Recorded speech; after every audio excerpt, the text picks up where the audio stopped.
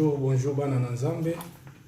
Shalom, toye lisusu ko parler sur la part de Dieu.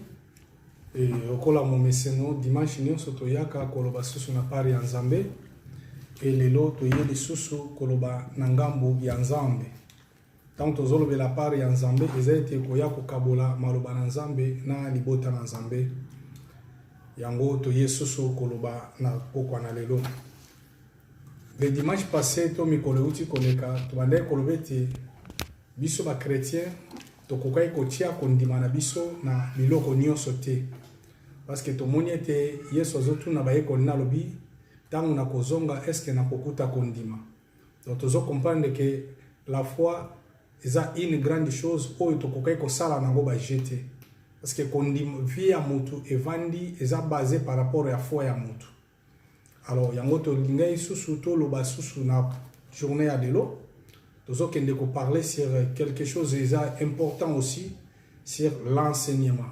Parce que toye ko mona nini. Na kati na makomi na Nzambe na sima na kotanga kama loba na Nzambe. Tozo comprendre que Bible lobi mon peuple si périsse parce qu'il manque la connaissance. Or la connaissance vient seulement sur des enseignements. Donc, quand il est là pour condamner l'église, pour condamner bana na Nzambe, tozo condamner bango d'une manière, bo yebite, bozo sala bo epona nini, bozo sa, mais biso tozo zoata ya ko enseigner te. Et puis batu ba lingi ko zala enseigner te. C'est pour ce que là, na linga ki na épinglé pe eloko ba bengi l'enseignement.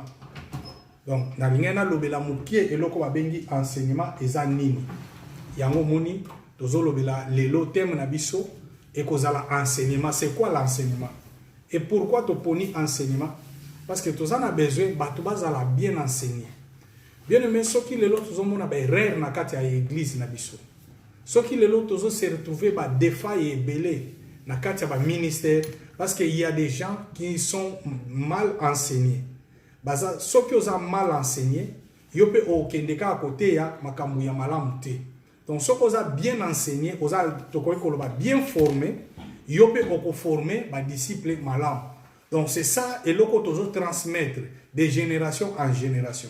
Donc, l'enseignement est une chose très efficace. On a que l'évangile est progressé et qu'il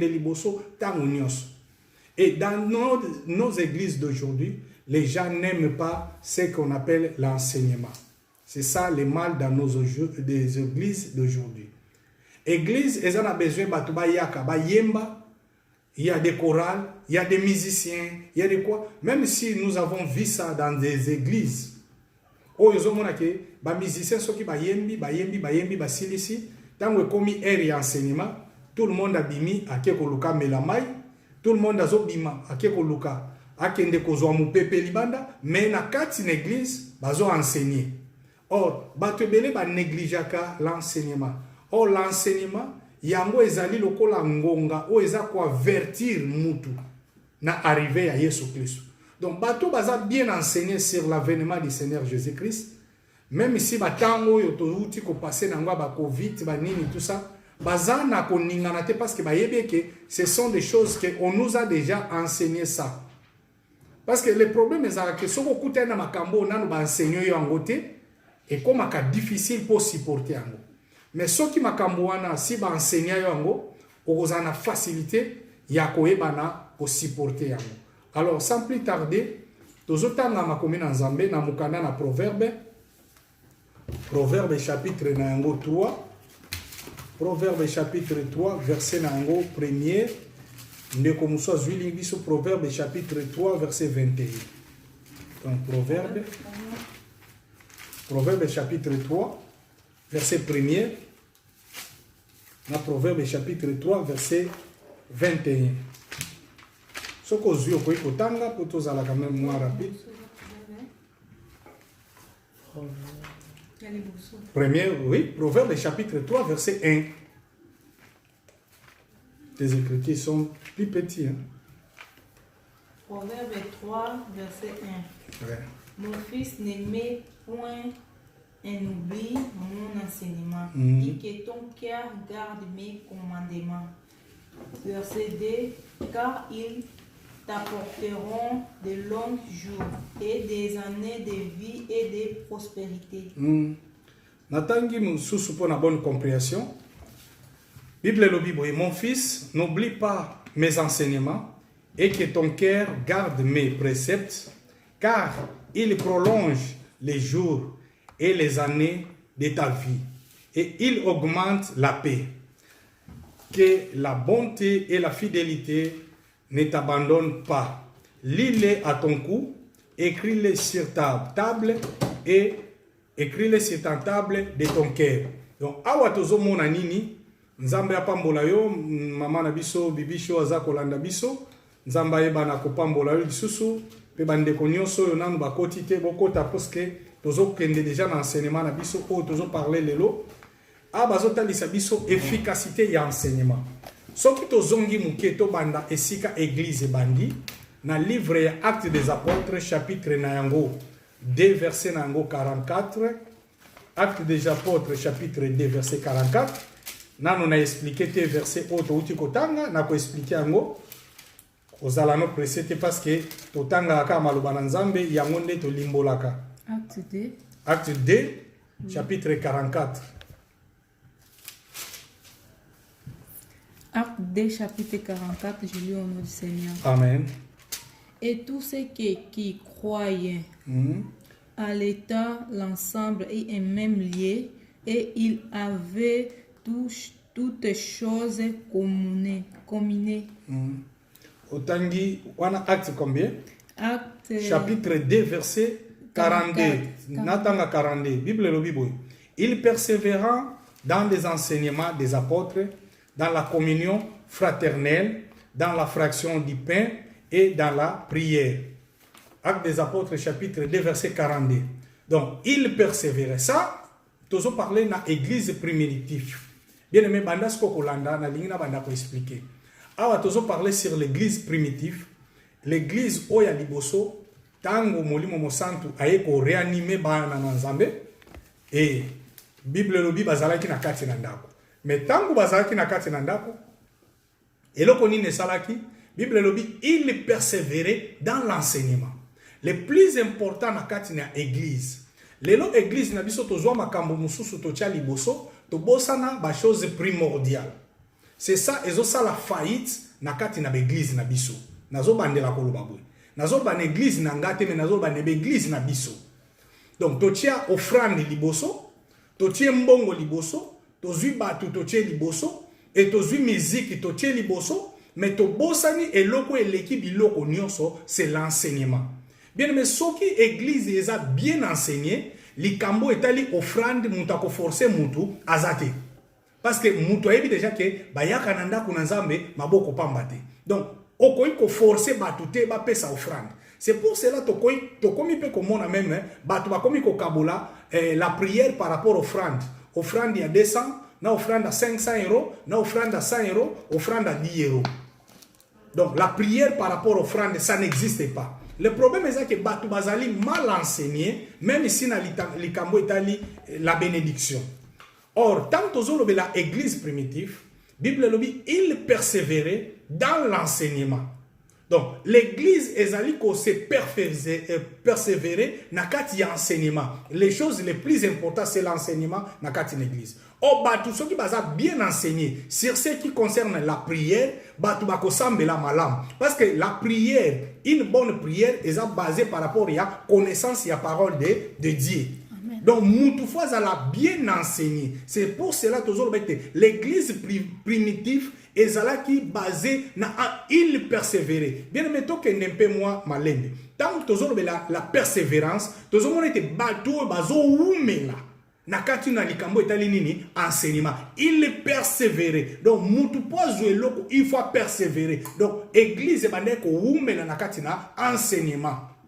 Mais lelo regardez dans nos églises. Bien mais soki kaka donc mutu akondima azwa 2 heures du temps yakota la match. Azwa 3 heures du temps, oyo yakota la théâtre, azwa 3 heures du temps, akende koluka makamu ya buzoba, mais soko ebiseka ke na église, pasteur azui 1 heure du temps ya prédication, mundimi abaye. Le dimanche prochain akoyate parce que nini, pasteur alexitant. Or, tawana o pasteur abande ko sala ngo pona yete, mais azo luka ke a enseigner église à comprendre vérité par rapport à la parole de Dieu. Bien aimé, l'enseignement, c'est les choses les plus importantes dans l'église.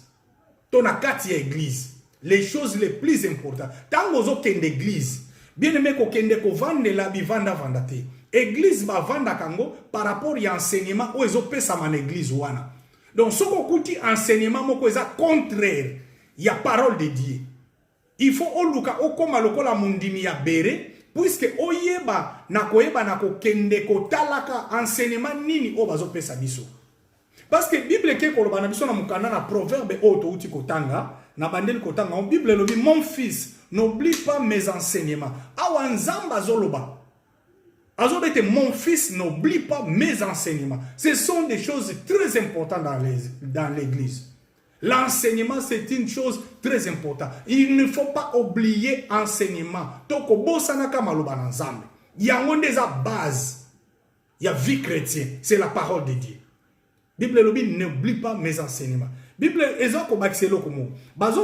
l'enseignement. Car il prolonge les jours et les années de ta vie. Donc, tu dois comprendre que Malobananzambende, Yangwe Bakisaka, ba jour pe ba année ya nini ya bomo ya mutu. Donc pour mutu umela mingi na sena mokili il faut ça ni azala basé na nini na kobanga nzambe to na enseignement ya Jésus-Christ. Donc kobanga kozala bien enseigné bien aimé ezo bakisa ba jour na vie na yo. Mutu azali bien enseigné abanga ke lokote parce que simbami na makomi ya Nzambe. Or quand on parle de l'enseignement, nous parlons seulement de la parole de Dieu. Ce n'est pas une autre chose. C'est ça l'enseignement. Mais la Bible dit, cette parole-là, cet enseignement, ils ont bâti ça na vie à mutu. Et il augmente la paix. Bien même mutu ayebi nzambe, oyo ayebi maloba na nzambe, azalaka na kimia, kimia otozo lobela awa, eza kimia o mokili pesa kateme, kimia o nani apesa kanzambe yemoko. Kimia wana azozwango wapi? Azozwango par rapport ya fondement ya parole de Dieu. Je ne sais pas ce qui t'ose se faire comprendre. Donc azozwa kimia par rapport ya fondement ya maloba na nzambe. Bien mais koza na isika musu batu bazo lenga, mais yo zo lenga te parce que oyebi ete makomi na nzambe lobi ete 1000 tomberont dans ta gauche et 2000 dans ta droite, mais l'Éternel akotika yote okozalaka ka molongi. C'est ça. Donc, Moutou a basé dans l'enseignement. Moutou a fondé sur la parole de Dieu. Alenga kate. Alenga kate. Abanga ke loro mote.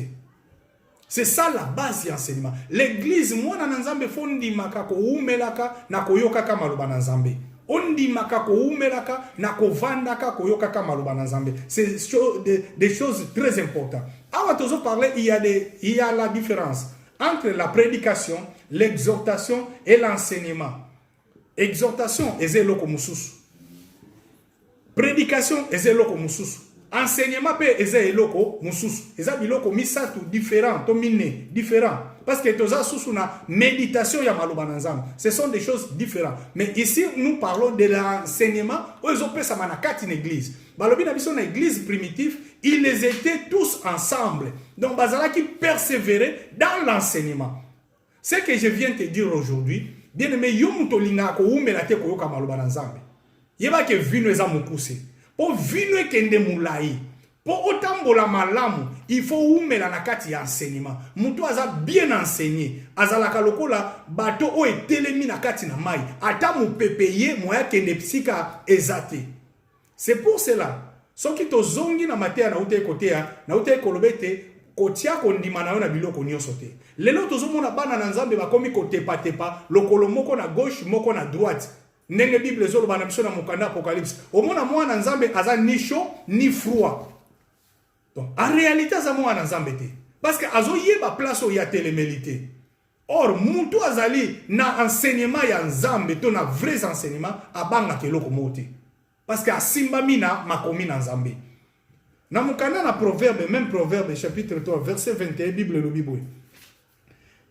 Na verset 21 pardon, verset 21 Bible le Bible. Mon fils, que ces enseignements ne s'éloignent pas de tes yeux. Garde la sagesse et la réflexion. Nzambe soka sali biso grâce, le dimanche prochain to mikolekoya to parler sur la réflexion. Mais les autres sur l'enseignement. Bible Bible lobby de mon fils, Que ces enseignements ne s'éloignent pas de tes yeux. Garde la sagesse et la réflexion. Donc, moi, dans Nzambe, il faut luka ko batela maloba na Nzambe. Faut luka ko umela na maloba na Nzambe. Bien aimé, nous sommes là comme des exemples de la fruit de l'enseignement. Ce qui le biso tozo enseigner biso bino, ezaka o biso ba enseigner ki biso, yango de to yé nango côté ya bino. Loko la Bible lobi, on donne que ce que vous en avez. C'est pour cela que l'église, il n'y a pas le temps des enseignements, parce que l'homme qui dirige l'église, il n'était pas bien enseigné. Donc, comme lui-même, il n'était pas bien enseigné, il peut promettre quoi? Il y a une église, un serviteur de Dieu, il vient dans l'église, à comment bête la batuma solo, parce que azo zanga et le konine a quoi enseigner l'église. Ce que mon mutazo zangelo quoi enseigner par rapport à la Bible, parce que lui-même n'était pas bien enseigné. C'est pour cela. Nazoe bisa mo nzambe luka église oya malamu. Église ça dépend par rapport à enseignement o ezopesa manakati l'église wana. L'église ce n'est pas une temple ya munene o kokuta bache biloko nyoso. Non, l'église c'est l'enseignement de base o ezovanda na kati na yango. Na kati ya église. Na Proverbe chapitre 4 verset 10. Kuna natangi po nazala un peu moins rapide.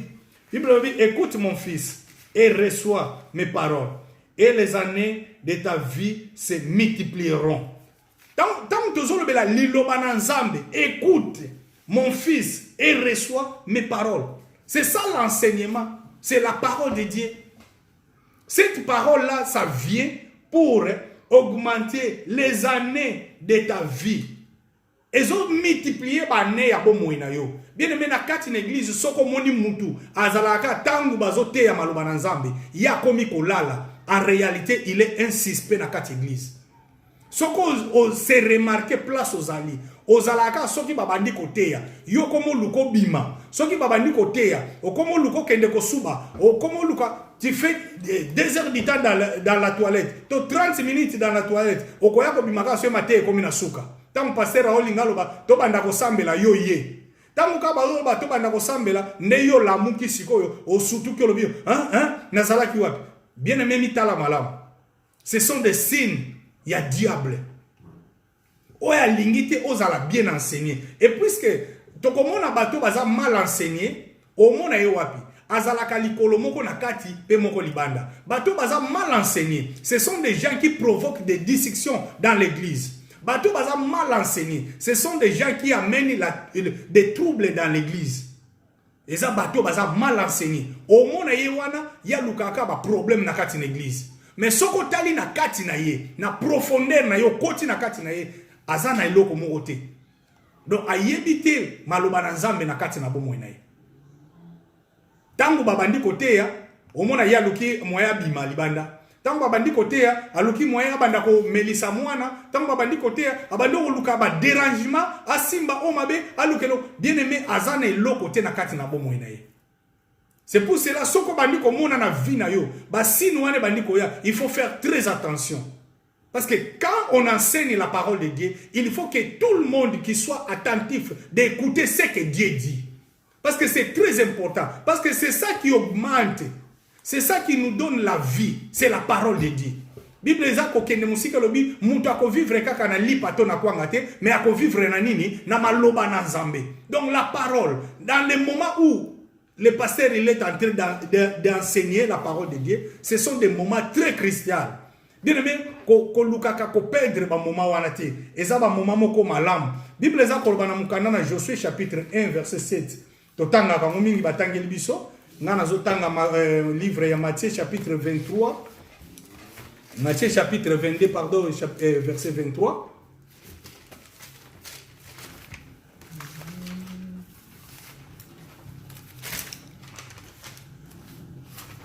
Après si va verset oya moni atangi. Josué chapitre 1 verset 7, je lis au nom du Seigneur. Amen. Seulement fortifie-toi, il les réconforte de plus en plus, afin que tu prennes garde de faire selon toute la loi que Moïse, mon serviteur, t'a ordonnée. Ne te détourne point. Ne te détourne point. Ne te détourne point, ni à droite ni à gauche, afin que tu prospères partout où tu iras. Amen. Amen. Awa toza kolobela livre ya Josué. Nazomona livre ya Josué. Bazoloba Moïse azobisa Josué azolobete maloba na Nzambe o nga na pesio garder yango parce que yango nde ko sala succès ya vie na yo. Bien aimé, succès evandi na maloba na Nzambe. Succès evandi ne loko musute. Notre succès est basé na maloba na Nzambe. Donc soko lingo zo succès na vie na yo. Soko lingo kende liboso o bonga na vie. Il faut respecter la parole de Dieu. Il faut respecter l'air ya maloba na Nzambe na kati l'église. Bien aimé, ko sakana kanata ya enseignement te. Parce que l'enseignement, c'est ça la base solide ya vie chrétienne ya mutu. Bien aimé, mutu aza mal enseigné. Mutu ayebi maloba na Nzambe te. Aza lokola ndako o etongami likolo ya zelo. Ah, c'est ça la bonne explication. Donc mutu yo aza mal enseigné, aza lokola ndako etongami likolo ya zelo. Mutu aza bien enseigné, aza ndako o batongi likolo nini, likolo libanga. C'est ça l'enseignement, c'est la fondation, c'est la base. Yango nazo benga biso surtout les hommes de Dieu. Que tokoli sa croissance na biso, tokoli sa connaissance na biso, enseigner église la vérité. Bien aimé, il y a d'autres questions et ya kanakati na église na biso. Au monde appena que mon dimiaye, abandi ko tous nos questions boye, yo pasteur oye bien ngote. Puisque tu n'étais pas bien enseigné. Donc, ce n'est pas aussi trop tard. C'est le temps de se rattraper. L'enseignement, c'est une chose très profonde.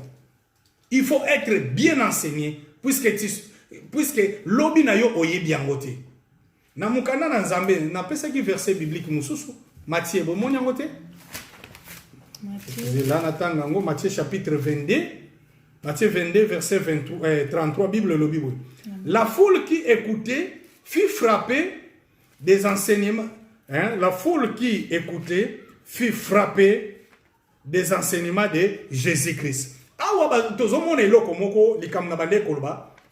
Jésus-Christ a zoté ya batu. Tangu Jésus-Christ a zoté ya, landa siko elokoni na oloba. Tangu Jésus-Christ a zoté ya, et aki ko koma na basadiseye moko, ba ye babandi ko tuna Yesu mutuna. Balobi na Yesu boy. Yesu Kristo. Ezaki na mwana mwasi moko abali papa moka boti bana na ya mibali 7 et je pense c'est ça. Papa moka boti bana na ya mibali parce que nakoi kotanga histoire nyoso te pona temps aboti bana ya mibali nazomona o rappeler ngango soute aboti bana ya mibali et mwana liboso abali mwasi wana mwana ne wana kufi. Abali su mwana mibale, mwana ana mibala kufi. Abali su mwana misatu kufi. Tina 7e bana nyoso basa nini bakufi. Me muntu abala ki bango zaki mwasi moko. Landa malamu. Mwasi moko me abali mibali combien 7. Mibali nyoso bakufi, mwasi pasa nini akufi. Batu wana bandeko wana bazotu na Yesu balobi, Yesu mukolo oyo mwasi wana akosekwa. Akozala na mubali nini? Parce que abala ki mibali combien 7. Est-ce que tu comprends? Donc, abalaki mibali 7. Mais moi, si on a koufi, mibali pe ba koufi. Yesu abandi ko ebisa bango. Abandi ko zongi sabango na kati enseignement. Alobi ete, na kati na boye na Yesu Kristo, tokozala susu na nzoto oyo te. Donc, tokozala susu na nzoto oyo mwasi, oyo mobali te, mais tokolata nzoto banani, ya ba angelo. Ya mwana ute kolobete, mutu aza bien enseigné. Question nyonso ekoya na kati na bomoi na ye to na kati na Bible akoza na facilité sani ayeba na ko expliquer yango lelo tozo tia bana na Nzambe belé na berere parce que biso moko toza mal enseigné ezana ba question belé bazo ya nango d'une manière à d'une autre même na bandeko ya boyelo ko la ba sadicéens ce sont des païens o bazo ya nango alobi pasteur est-ce que komela masangeza mabe ngana meli mwa mibale na ndaku na ngana vandi est-ce que na sali lisumu. Est-ce que kozwa basi mibale za mabe ngana zwaki nani oyo aza bien avivaka bien na zwi lisusu rose bango mibale. Donc le pasteur il est là pour donner l'explication selon la connaissance de la parole de Dieu. Donc il faut enseigner l'église bayeba pourquoi to pakulaka mafuta te na kati l'église, pourquoi to salaka boete, le pourquoi de toutes choses, c'est ça le pourquoi. Donc église il faut enseigner à toutes choses. sur les mariages, sur la Sainte Seine, sur les baptêmes, c'est tout. Il faut enseigner l'église. Il faut que moi nanzamba bien enseigné. Et nous, biso bato tozo welela kozala basali na nzambe, mais tozana nous mal enseigné, mal formé. Faites attention. Faites attention ya ko welela musala na nzambe soki oyebina nu makambo belete na musala oyo, parce que ce sont des choses très glissantes. Eza makambo moko eza très glissant na kati na makambo na nzambe. Donc il faut ça, parce que ma question o babande ko yela Yesu eza ma question moko okoyi ko sakana ngote. Ce sont des questions puissantes au bande ko ya. Donc ce qu'on a fondé na maloba na nzambe yango lelo tozoa ko se retrouver même na Europe, au mona ke muntu azaki pasteur na Afrique a commis na Europe sa nini a Pengui. J'ai vu ça, ils sont beaucoup tozana bande ko belé awa ba frère to ba sœur, ba pasteur, ba évangéliste, ba docteur, azalaki docteur, azalaki nani na Afrique, metango a komi awa a Pengui na ye atiki ne makamuna nzambe. Beaucoup t'en na zéro tuni oh mes frères ok bo ndeni no mona na soute na église abia pai na koma ko sala tour a butu tour a tango donc na sala ka deux tours na sala na tango na sala na butu na ba dimanche pe na kendaka donc moi assemblée la susu exact c'est il était mal enseigné. Comme tout ça azaki mal enseigné yango na ko biso ke enseignement bien aimé faut lingaka mingi enseignement et c'est lo komoko très important. Nakati une église koki makatango enseignement parce que tu vas découvrir beaucoup de choses nakati la Bible okomona onkaka nakati nini ya enseignement. J'ai vu un homme de Dieu namboka mo bayamba ibiso nakekuta na mosala na nzambe moko bayebisi ngao il est un grand enseignant natali bangoti na silisi na bi aza enseignant. Il est un prédicateur, il est un serviteur de Dieu, mais il n'est pas un grand enseignant de la parole de Dieu. Bien aimé, l'enseignement et c'est loko basakana na ngote na kati na Bible. Donc quand un enseignant il enseigne, donc dans le bani, donc ce qui motei o aza tobengi enseignant, azo enseigner la parole de Dieu, il faut oyoka ba explication ya nyonso o ya kokai koloba. Akokai ko kale ne lo mote. Parce que Jésus-Christ c'est tant azo limbolango, Bible lobi, la foule qui écoutait fut frappée de ses enseignements. Donc, mbalamoko foule sani et comme il captivé dans l'enseignement. Bien aimé bakanga kabatu na mbongo te l'église. Ko pesa kabatu ba mbongo te. Bakanga kabatu te pona ko yemba. Bakanga mutu akanga maka l'église par rapport à l'enseignement. Ayoki liloba et tout y a sanini atikali avandi. Bien aimé mutu avandi pona liloba akendaka musika. Na kopé ce exemple, Yesu Kristo a tamba sali ba miracle batu balandi belé ba ye d'une manière à d'une autre ba yaki. Mais Bible lobi et comme ki na tango yo ay ko bisabanga lobi lelo eza susu turu ya kolia na komelate. Mais lelo bokolia nzoto na ngai pe bokomela nini makila na ngai. Bible lobi batu wana basaki nini bakimaki.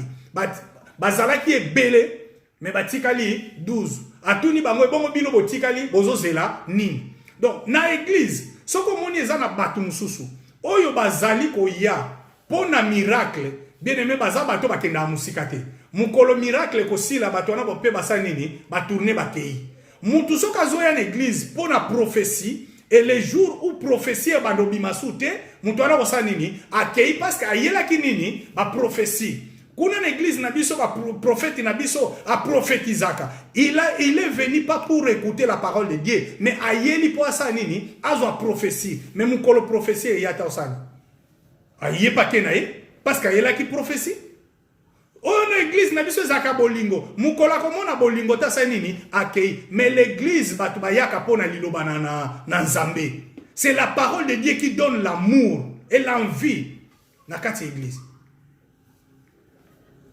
Dans mon canon 1 Timothée, chapitre 4, ouais, je pense 1 Timothée chapitre 4, verset 16, si je ne me trompe pas, 1 Timothée 4, verset 16, Bible le dit, car le Seigneur lui-même a un signal donné à la voix d'un archange et du son de la trompette de Dieu. Non, ce n'est pas ça. 1 Timothée 4, oh, non, on a un Thessalonicien, Bolimbisangai. Nous avons 1 Thessaloniciens, 1 Timothée 4, 16. Ouais. 1 Timothée 4, 16, je lis au nom du Seigneur. Amen. Amen. Prends garde à toi et à la doctrine. Persévère et ces choses, car en faisant cela, tu te sauveras et ceux qui t'écouteront. Bible le Bible. Veillez sur toi-même et sur ton enseignement. Persévérer dans ces choses, car en s'agissant ainsi, tu te sauveras toi-même et tu sauveras ceux qui t'écouteront. Donc, awa, Paul a dit à Timothée étant un serviteur de Dieu. Comme je disais, c'est ça chez nous les serviteurs de Dieu. Donc, ezana batu nzambe belé lelo, tokotika laka lokola bescalier. Biso to matisi batu musu ba kei biso to sanini to tikali. Donc, awa apôtre Paul a dit à Timothée alobi, veillez sur toi-même. Ezana batu mususu makambo azo enseigner batu, yemo ka sale la kangote. C'est faux et archi faux. Il faut faire l'effort. Ce que tu enseignes à l'église, osala les premières à faire quoi? À pratiquer ça. Il faut faire ça. Ce que tu enseignes à l'église, les premières à pratiquer ça, ezala yomoko. Koningate ko tindi kakabatu basala makambu ya makasi, o yomoko, o koko sala ngote.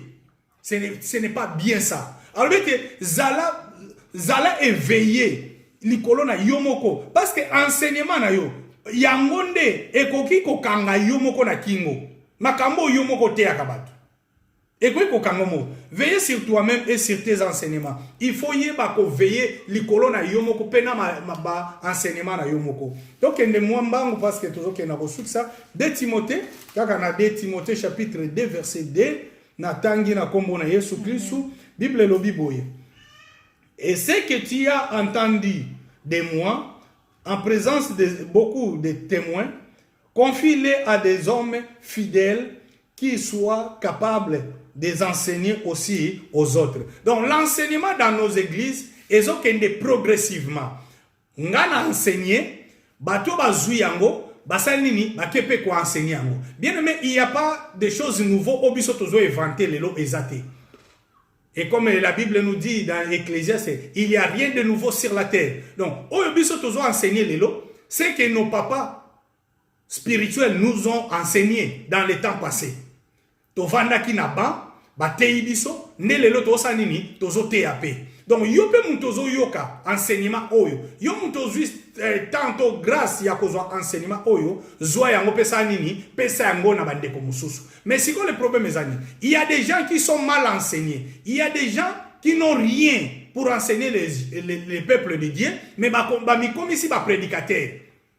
O mi comme ici prédicateur ndengeni ni soko zatane loko mote ya ko enseigner ba na Nzambe. C'est pour cela quand tango bazo lection liboso, il faut lo ba makamo Nzamba lobi na yo, tu as rien o bandi ko beta ba histoire.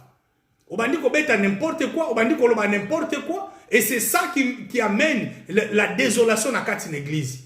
C'est ça qui amène la désordre dans une église. Donc, désordre qui sont mal enseignés, qui n'ont pas l'enseignement, vrai enseignement de Jésus-Christ, il y a une église. Et l'église, lokola bakomi ko yoka biloko esepelisa kabango na bata otozali et yango ezosa la passe. Bible le dit, si mon peuple périsse parce qu'il manque la connaissance. La vraie connaissance, ça vient dans l'enseignement de Jésus-Christ. Donc, batu, il faut pas luka, ko vanda to ko umela na kati enseignement ya Nzambe. Enseignement, c'est écouter la parole de Dieu. Écoutez bien aimé, c'est une bonne chose. Ko linga ko loba mingi te me linga ka oyoka mingi na kati l'église. Ko kenda ko loba ka mingi te l'église, mais linga oyoka ka mingi na kati l'église. Bible lobi na biso, tozo ke na biso je pense on a déjà na régie bazo tchanga déjà tant minutes koki. Donc tozo ke na biso na osuksa. Bible lobi na biso na mukanda na Matthieu chapitre nango 28 verset 20. Matthieu chapitre 28 verset nango 20. Bible lobi boy. Matthieu 28 verset 20. Bible lobi. Tanga. Matthieu 28 20, je lis au nom du Seigneur. Amen. Et les enseignements des garder tout ce que je vous ai commandé. Et voici, je suis toujours avec vous jusqu'à la fin des mondes. Bible et l'enseignement, l'air à observer tout ce que je vous ai prescrit. Donc awa Christ azoyebisa bayekoli ne na tangu akende. Donc awa tokomi na biso na tangu asuka Christ azoyebisa bayekoli na sangisi bango alobi ete enseignement on apesi bino. Bon gardez, voici les miracles qui accompagneront ceux qui ont créé à mon nom. Faites ça, faites ça, faites ça. Mais alors, enseignement, on a pas si bien. Bien aimé, les lots batebele, ba bébi si enseignement en Zambé, parce que ba komi ko kende de gauche et à droite. Alors, Nzambe a pambola biso, Nzambe wana a soutenu biso. To garder, to umela na koyoka kama loba na Nzambe. Bien aimé, là où on enseigne la parole, la vraie parole, restez là et donne le temps à écouter la parole de Dieu. Puisque yangonde ko bakisa mikolo na vina yo, yangonde ko peso succès, yangonde ko salete ozala élevé. Bien aimé bat bakoyi ko kanso zui kisi, mo zui kisi te parce que oza déjà na kisi o ezali loba na Nzambe. Oza déjà na kisi ezali loba na Nzambe. Liloba na Nzambe nde yango bakisaka bane. Yango bat ba mona ke akufa ka te ndenge nini, azo vivre kaka banda koma mukolo. Mama wana mukolo akangama na koyoka maloba na Nzambe akenda ke église tongo nyonso. Pourquoi nyonso mama wana zanga ate église? Akufa noki pona nini? Parce que maloba na Nzambe ezo rajeunir ye. Et la parole de Dieu nous dit que la parole de Dieu est enseignement to maloba na Nzambe za lokola mwinda na sama kolona biso. Bien aimé, mutoyo aumela kana maloba na Nzambe, Nzambe azanga kakopambola ete. Parce que la parole de Dieu, c'est en réalité, c'est Dieu lui-même. Dieu lui-même, azo sachezi avant dakawapi nakati ya maloba na ye. Donc Nzambe aza sima maloba na ye pona kosa nini pona kokisa. Donc siège ya Nzambe, c'est la parole de Dieu. Donc l'enseignement, c'est Dieu lui-même. L'enseignement.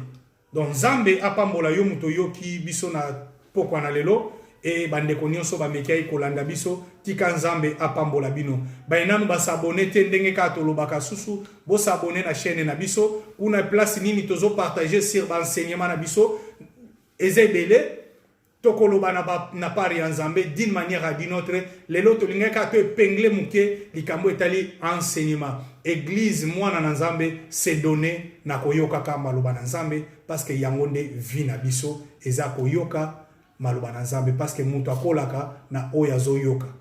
Oyo zoyoka yango nde pesaka bomoi eza maloba na Nzambe. Tika Nzambe alola apambola biso na yebi ke tokutani mbala sima le dimanche prochain na air na biso o tokutana nango. Na pamboli Nzambe oyo abandaki na biso pe akomi na biso na suka kimia na Nzambe eza na mabota na bino na bandeko nyonso bakolanda biso baza maladi Nzambe asala grâce baza na mikakatano nkolo abikisa na pamboli Nzambe parce que azelonga bomoi na biso na kombo na Yesu Kristo nde tobondeli boye. Amen. Amen.